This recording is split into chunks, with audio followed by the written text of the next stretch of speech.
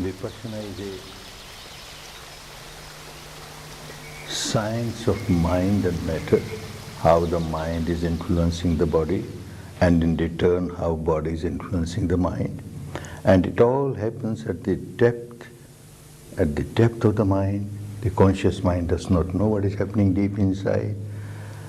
And one keeps on developing a habit pattern of reacting with craving whenever there is a pleasant sensation, reacting with aversion whenever there is unpleasant sensation.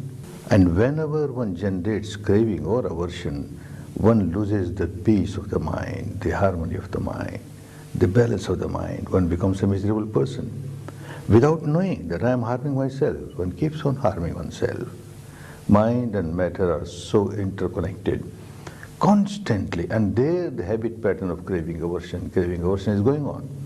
So you have to break that habit pattern, for which you have to go to the depth of the mind.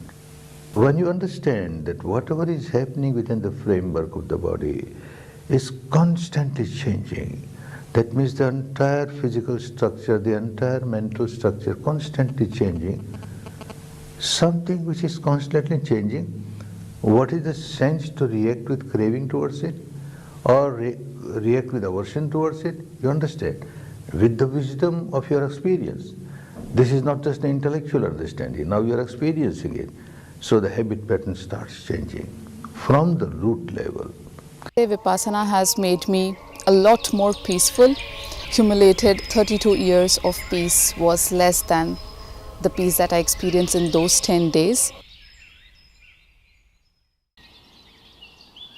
Why Vipassana speaks to me personally, it's free and entirely volunteer run. Many retreats or programs have become highly commercialized.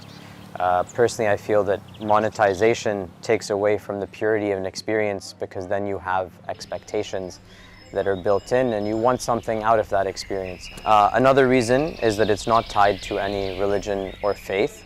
This is acceptable by everyone, because it is not connected with any religion. There is no dogma, no blind belief, no cult, science of mind and matter. And you accept only when you experience something. Don't accept because the teacher says so, or because the Buddha said so, nothing doing. You experience, you find it is good for you, then only accept it. I had some kind of health conditions which was not curable by any doctors, and I was almost at the point of giving up, and I think I already gave up.